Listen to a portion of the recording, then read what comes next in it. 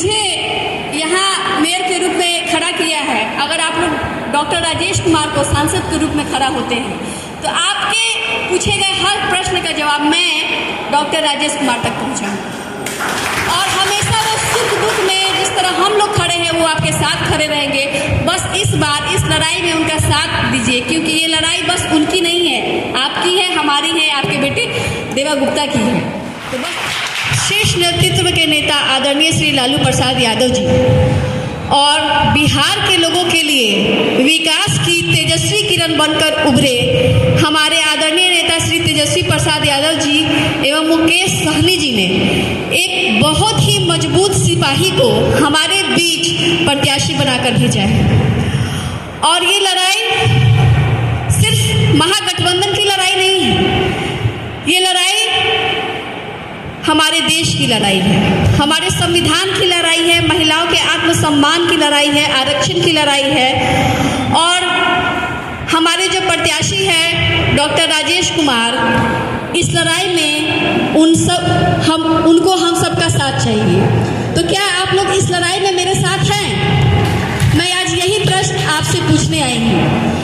अगर आप वोट करने जाते हैं, अपना सांसद चुनने जाते हैं, तो अपने मन में सोचिए कि आपके मन में क्या क्या प्रश्न होते हैं। आप सबसे पहले ये सोचते हैं कि अगले 5 साल तक आपका जो संसदीय क्षेत्र है उसमें कैसा विकास हो, कौन विकास कर सकता है, उसको चुनने की सोचते हैं।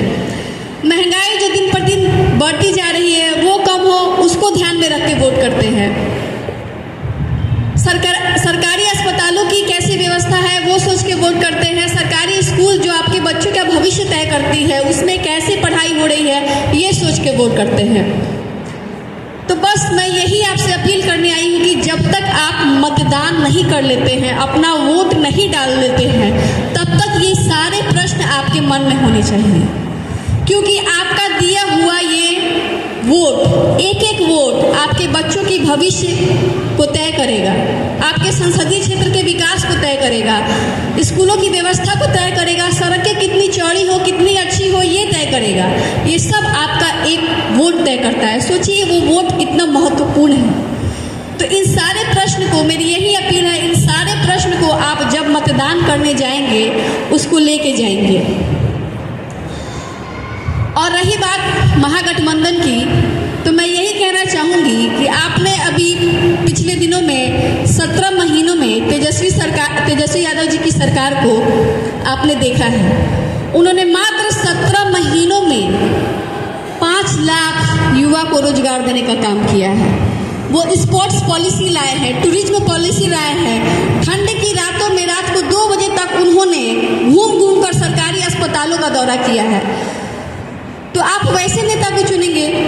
यही मैं आपको अपील आपसे करने आई हूँ।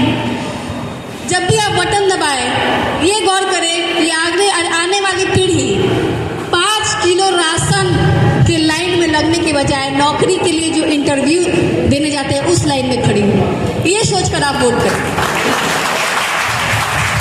और जिस तरह मैं यही उम्मीद करती हूँ कि जिस तरह आप लोगों ने मुझे, अपने बेटा देवा गुप्ता को जिस तरह साथ दिया है, जिस तरह आप लोग ने अपना वोट दिया है, उसका परिणाम है कि आज मेयर प्रीति कुमारी आपके रूप में खड़ी है, आपके दरवाजे पर खड़ी है। और मैं हर सुख दुख में आप लोग के बीच आने का काम करती हूँ। और मोतिहारी नगर निगम में ये पहली बार हो रहा है कि मात्र 1.5 सालों में हर वार्ड में 3रा टर्म काम जा चुका है। और बहुत जल्दी मोतिहारी नगर निगम की बदली हुई तस्वीर आपके सामने होगी। मैं वादा करती हूँ कि जिस तरह आप लोग ने मुझे यहाँ मेयर के रूप में खड़ा किया है, अगर आप लोग डॉक्टर राजेश कुमार को सांसद के रूप में खड़ा होते हैं तो आपके पूछे गए हर प्रश्न का जवाब मैं डॉक्टर राजेश कुमार तक पहुँचाऊँ और हमेशा वो सुख दुख में जिस तरह हम लोग खड़े हैं वो आपके साथ खड़े रहेंगे। बस इस बार इस लड़ाई में उनका साथ दीजिए, क्योंकि ये लड़ाई बस उनकी नहीं है, आपकी है, हमारी है, आपके बेटे देवा गुप्ता की है। तो बस इस लड़ाई में मुझे आपका साथ चाहिए। धन्यवाद।